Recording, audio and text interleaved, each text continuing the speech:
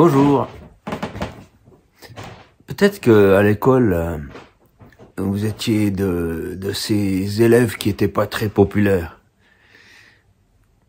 Je sais pas, populaires pour les profs ou populaires pour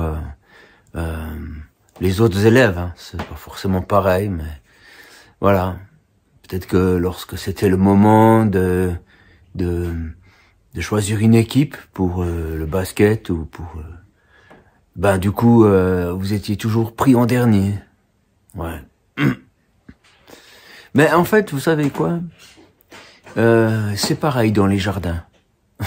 Vous allez dire quoi? Mais oui, c'est pareil dans les jardins. Regardez, dans un jardin, il y a des choux, des carottes, et il y a des poireaux, et ça c'est populaire. Ça, les gens connaissent et ils veulent planter ça, ils se donnent de la peine. Hein? Mais il y a aussi des mauvaises herbes. Puis ça, on se dit, ouais, ça on veut pas. Mais c'est souvent une méconnaissance des mauvaises herbes. Parce que par exemple, si vous prenez l'ortie, voilà, l'ortie est probablement une des plantes les plus détestées. Parce qu'elle pique, parce qu'elle dérange, parce que voilà, on sait pas trop, on voit pas de fruits et tout ça. Et pourtant, cette plante-là, c'est la plante probablement une des plantes les plus bénéfiques sur Terre.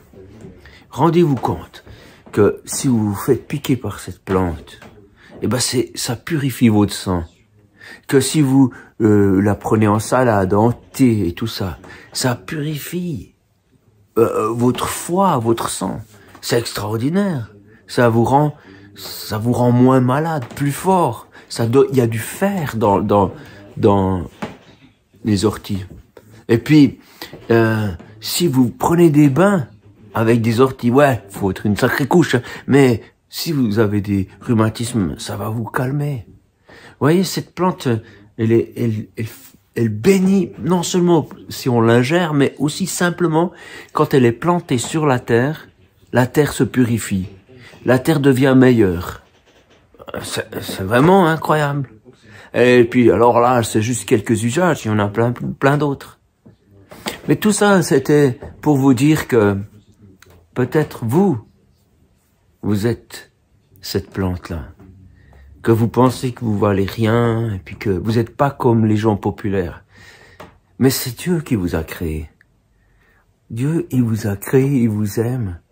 Et puis, en fait, vous avez une richesse qui sera révélée lorsque vous vous approchez de lui. Voilà.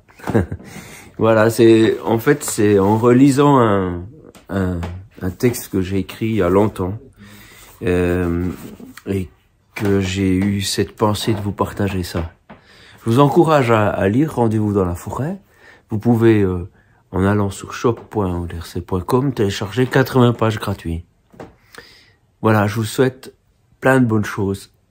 Soyez convaincus que vous avez de la valeur, même si les gens ne le savent pas. Celui qui vous a fait le sait.